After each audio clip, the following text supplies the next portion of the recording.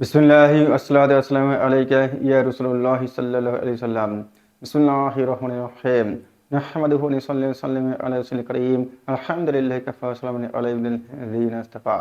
আম্মা বা'দ, আউযু বিল্লাহি মিনাশ শাইতানির রাজীম। বিসমিল্লাহির রহমানির রহিম। লাহুম দারাজাতুন ইনদা রাব্বিহিম মাগফিরাতুন ওয়া রিজকুন কারীম। সমস্ত প্রশংসা মহান রব্বুল আলামিনের জন্য, যিনি তার কাছে একমাত্র গ্রহণযোগ্য দিন ইসলামকে মানুষের কাছে পৌঁছানোর আমাকে তৌফিক দান করেছেন। আলহামদুলিল্লাহ। অতঃপর বিশ্বনবী রহমতুল আলামিন আখির খাতিমুন নবীন সাইয়্যিদুল মুরসালিন হযরত মুহাম্মদ সাল্লাল্লাহু আলাইহি ওয়াসাল্লামের উপর অসংখ্য কোটি দরুদ অবতীর্ণ হোক। আল্লাহুম্মা আমিন। অতঃপর আপনাদের সকলকে আহমাদ টিভিতে আন্তরিকভাবে স্বাগত জানাই।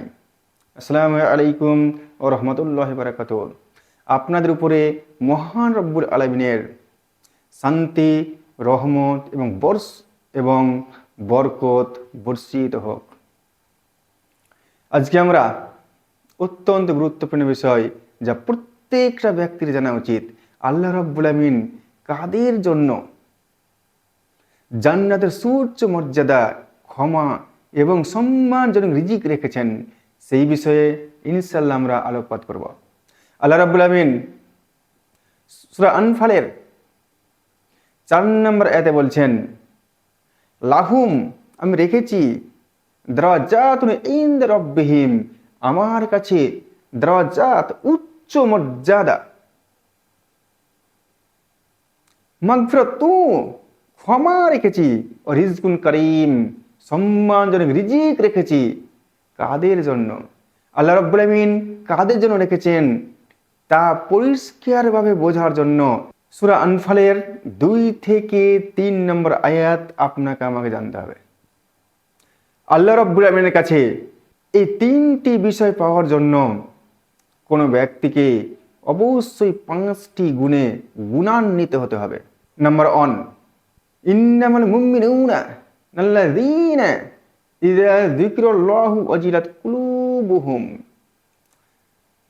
আর সেই সব ব্যক্তিরা প্রকৃত মুমিন, যারা ইযা যিকরাল্লাহু, যখন আল্লাহর নাম তাদের সামনে স্মরণ করা হয়, ওয়াজিলাত কুলুবুহুম, ওয়াজিলাত, কেঁপে ওঠে, কুলুবুহুম, তাদের হৃদয়। আয়াতের এইটুকুর ব্যাখ্যায় তাফসীর ইবনে কাসির 380, 81 এবং 82 পৃষ্ঠায় বলা হয়েছে।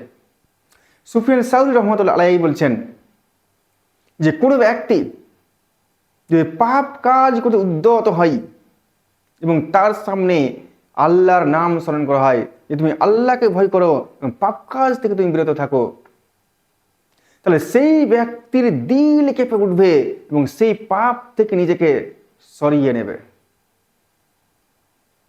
এই গুণ তার মধ্যে অবশ্যই থাকতে হবে। যদি না থাকে তাহলে সেই ব্যক্তিটা মুনাফিকের অন্তর্ভুক্ত হয়ে যাবে। কারণ মুনাফিকের দিল কাঁপে না এবং তারা পাপ কাজ থেকে নিজেকে সরিয়ে নেই না। 2 নম্বর বৈশিষ্ট্য, তাদের ঈমান বৃদ্ধি পায়। ইযা তুলিয়াত আলাইহিম, যখন তাদের সামনে কোরআনুল কারীম তেলাওয়াত করা হয়, যাদা, বৃদ্ধি পায়, ঈমানা, তার ঈমান বৃদ্ধি পায়।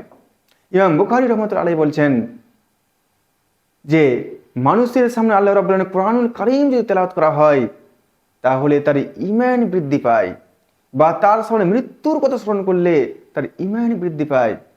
সেই ব্যক্তিরা দুঃখ, কষ্ট, অভাব, অভিযোগের মধ্যে পড়লে তার ঈমান বৃদ্ধি পায়। 3 নম্বর বৈশিষ্ট্য, অবশ্যই তাকে আল্লাহ রাব্বুল আলামিনের ভরসা করতে হবে, তাওয়াক্কুল করতে হবে। আল্লাহ রাব্বুল আলামিন বলে দিলেন, আলা রাব্বিহিম ইয়াতাওয়াক্কালুন, অবশ্যই তারা আল্লাহর উপর ভরসা রাখবে। সেই ব্যক্তিটা আল্লাহ ছাড়া অন্য কারো মুখাপেক্ষী হবে না।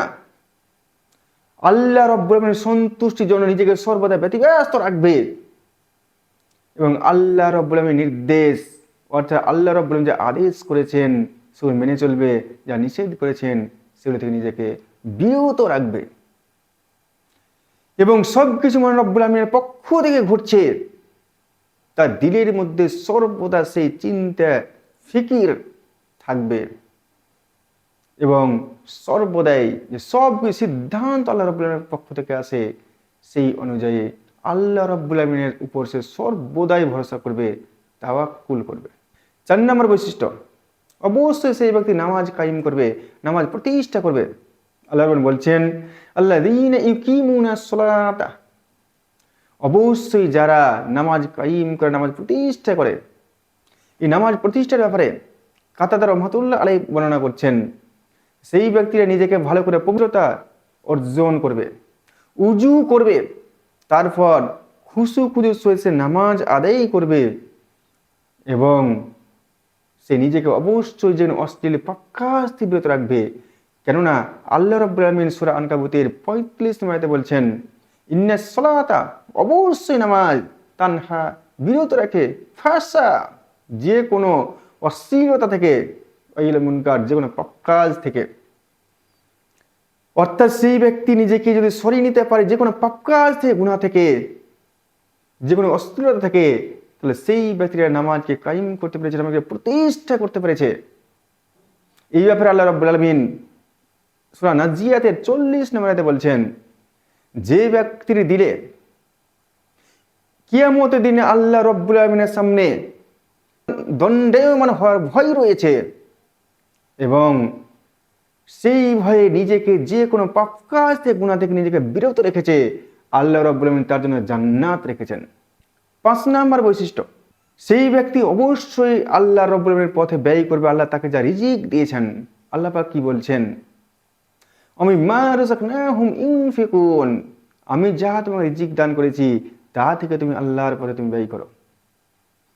তাফসীর ইবনে কাসির 380 থেকে 82 পাতায় 4 নম্বর খণ্ডে ইসলামিক ফাউন্ডেশনে এই আয়াতের ব্যাখ্যা করা হয়েছে যে এই বিশ্ব ব্রহ্মাণ্ড ইউনিভার্স আল্লাহ রাব্বুল আলামিনের পরিবার এবং আল্লাহ রাব্বুল আলামিনের সমস্ত কিছুর মালিক।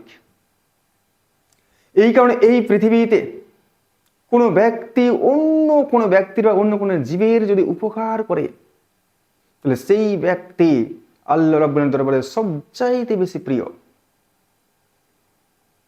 এবং যদি সেই ব্যক্তির উপর যাকাত ফরজ হয়ে থাকে, অবশ্যই সে যথাসময়ে যাকাত আদায় করবে, কারণ তার যাকাতের উপরে গরিব মিসকিনের হক রয়েছে এবং সেই হক পূরণ করা তার জন্য ফরজ।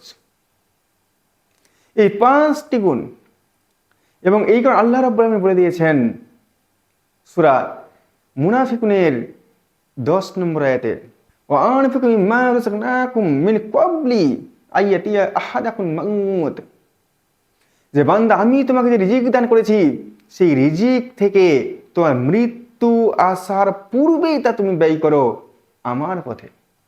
অর্থাৎ এই পৃথিবীতে ধন সম্পদকে তোমরা বেশি জড়িয়ে ধরো না, কারণ তোর মৃত্যুর সময় যখন কোনো ব্যক্তির উপস্থিত হয়ে যাবে, 1 সেকেন্ড আগেও হবে না, 1 সেকেন্ড পরেও হবে না, সমস্ত ধন সম্পদ ছেড়ে তোমাকে দুনিয়া থেকে চলে যেতে হবে।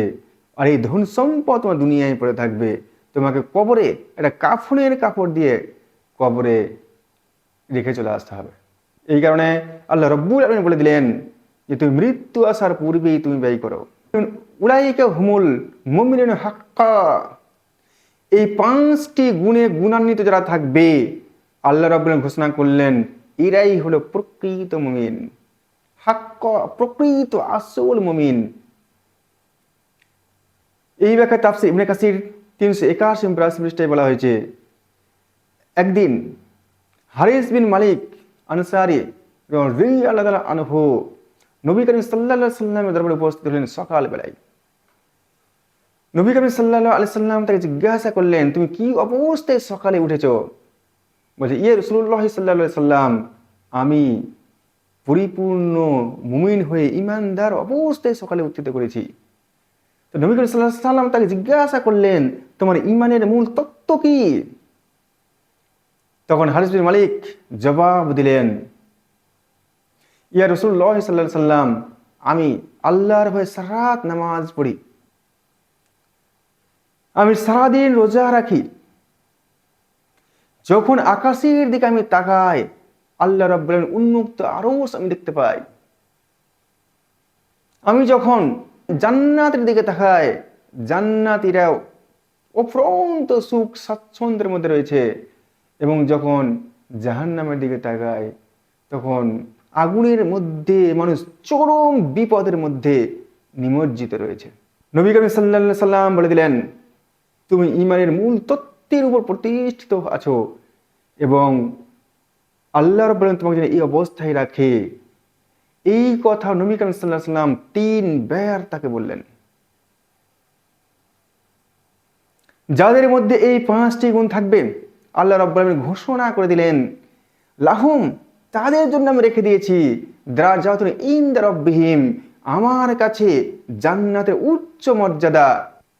জান্নাতের বিভিন্ন স্তর রয়েছে, নিম্ন স্তর থেকে উচ্চ স্তর। আল্লাহ রাব্বুল আলামিন যাদেরকে উচ্চ স্তর দিবেন, নিম্ন স্তরের জান্নাতীরা তাদেরকে দেখবে নক্ষত্রের নেই। আমরা দুনিয়াতে নক্ষত্রগুলোকে যেরকম দেখি ঠিক সেই রকম দেখবে। মাগফিরাত, তাদের জন্য আমি ক্ষমা রেখেছি, অর্থাৎ তাদের সমস্ত ভালো আমলকে আমি গ্রহণ করব এবং তাদেরকে পাপ কাজ গুনাহগুলোকে আমি ক্ষমা করে দেব। রিজকুন কারীম, এবং তাদেরকে আমি সম্মানজনক রিজিক দান করব দুনিয়াতে এবং জান্নাতে। আল্লাহ রাব্বুল আলামিন আমাদের প্রত্যেককে যেন এই 3টি বিষয় দান করেন। আল্লাহুম্মা আমিন। আখির দাওয়ানা আলহামদুলিল্লাহি রাব্বিল আলামিন।